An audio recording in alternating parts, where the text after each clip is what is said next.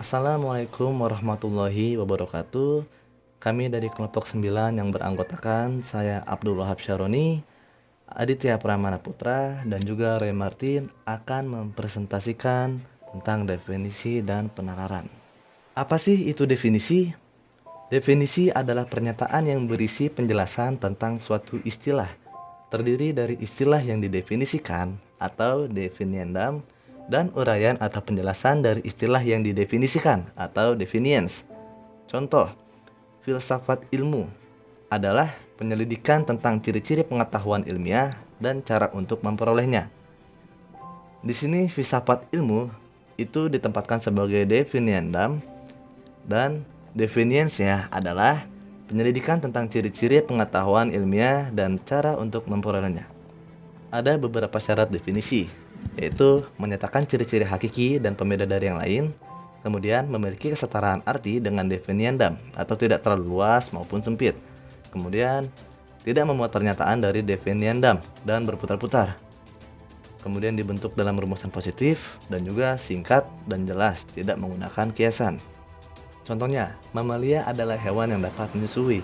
Itu adalah contoh dari ciri-ciri hakiki dan pembeda dari yang lain. Kemudian, komputer adalah teknologi modern. Itu dalam artian yang sangat luas. Rumah adalah tempat untuk tidur. Itu artian yang sangat sempit. Itu adalah contoh dari memiliki kesetaraan arti dengan definiendam. Kemudian ada perselisihan adalah adanya sesuatu yang diselisihkan. Itu terlalu berputar-putar. Konflik adalah kondisi yang tidak damai. Itu dibentuk dalam rumusan positif. Kemudian waktu adalah uang. Itu adalah contoh dari singkat dan jelas, tidak menggunakan kiasan. Berikutnya adalah penalaran. Apa sih itu penalaran? Penalaran adalah proses penarikan kesimpulan dari satu atau lebih proposisi atau pernyataan. Penalaran dilakukan untuk mengolah proposisi kategoris.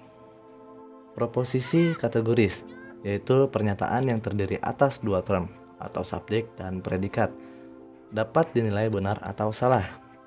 Kemudian proposisi kategoris terdiri dari subjek, yang kedua predikat, yang ketiga kopula yang menunjukkan kualitas, yaitu mengiyakan atau mengingkari, yang keempat kuantor yang menunjukkan kuantitas, yaitu universal atau partikular. Jenis penalaran ada dua. Yang pertama, penalaran langsung, yaitu penarikan kesimpulan berdasarkan satu proposisi.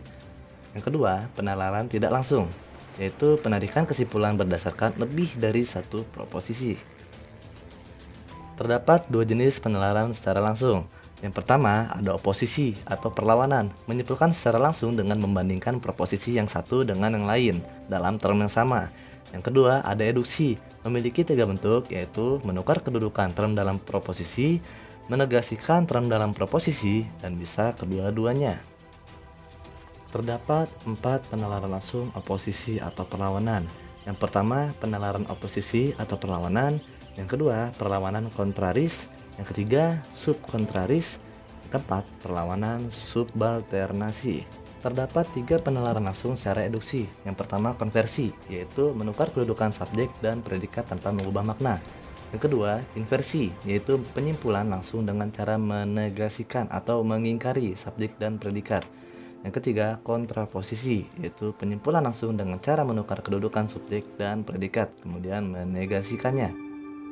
Kemudian penalaran tidak langsung, yaitu penarikan kesimpulan atas dasar perbandingan dua proposisi atau lebih, dan terdapat term sebagai pembanding sehingga mewujudkan proposisi lain sebagai kesimpulannya. Yang pertama, induksi, proses penalaran dari proposisi yang bersifat khusus menjadi sebuah kesimpulan yang bersifat umum. Yang kedua, deduksi, proses penalaran dari proposisi yang umum menjadi kesimpulan yang bersifat khusus. Berikut adalah contoh penalaran tidak langsung secara induksi. Seorang ibu ingin membeli sebuah apel di pasar. Apel pertama yang keras dan hijau rasanya masam. Apel kedua yang keras dan hijau rasanya juga masam. Begitu pula dengan apel ketiga, yaitu adalah proposisi khusus. Kemudian kesimpulan umumnya, maka ibu tersebut menyimpulkan bahwa semua apel yang hijau dan keras adalah masam. Kemudian adalah contoh dari penalaran tidak langsung secara deduksi. Semua logam jika dipanaskan memuai. Seng termasuk jenis logam. Itu adalah proposisi umum. Kesimpulan khususnya, jadi jika seng dipanaskan pasti memuai. Demikian presentasi mengenai definisi dan penalaran yang dapat kami sampaikan. Kurang lebihnya mohon maaf. Wabillahi taufiq wal hidayah. Assalamualaikum warahmatullahi wabarakatuh.